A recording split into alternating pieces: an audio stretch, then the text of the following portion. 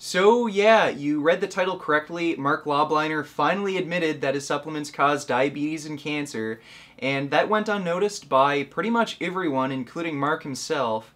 But until we get into that, Marc made a video talking about how steroid users should diet, and I don't recommend steroids, I don't abdicate their use, they're unhealthy, but if that's your choice, then go right ahead, and there are in fact dietary considerations that steroid users need to keep in mind, and what Marc said about that made absolute perfect sense.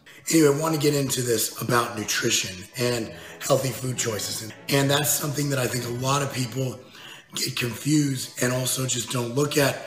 Now, if you look at bodybuilders in the off season pounding 10,000 sometimes calories, and to get in 10,000 calories, you need to eat fried chicken, hamburgers, greasy ass hamburgers. You need to eat things that are calorically dense, ice cream, cake, pie, the dirty bulk. Now, here's the problem with that. Androgens can cause an increase in LDL, which is the bad cholesterol, and a decrease in HDL. It can also cause other deleterious effects with your blood lipids and your blood pressure. Yeah, totally agree with Marc here. I'll give credit where credit's due. Steroids do increase cholesterol levels and blood pressure, which increases risk of heart disease.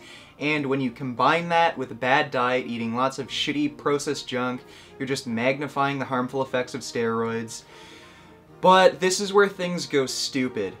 Now again, I don't have any research on bodybuilders combining androgens and unhealthy foods. But we do have plenty of information about saturated fats and the insulin correlation with disease. You have research showing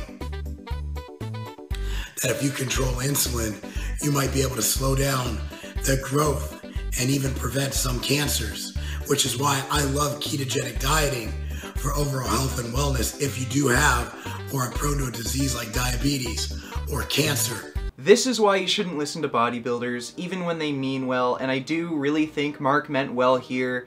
They still fuck up. First of all, he was just talking about heart disease, diabetes, and cancer, but now he's promoting a high-fat, low-carb ketogenic diet which is known to increase heart disease and all-cause mortality risk.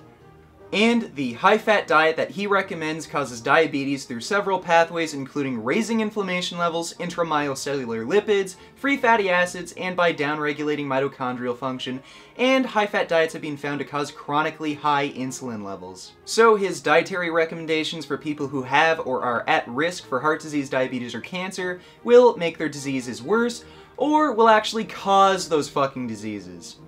Thanks, Marc! I have a new carbohydrate coming out under MTS Nutrition, which has the high molecular weight of, let's say, even higher molecular weight than a lot of the carbs like carbolin and stuff and glycofuses that claim high molecular weight, but it causes no spike in insulin. So not only are you not going to have that crash at the end of the workout from spiking your insulin.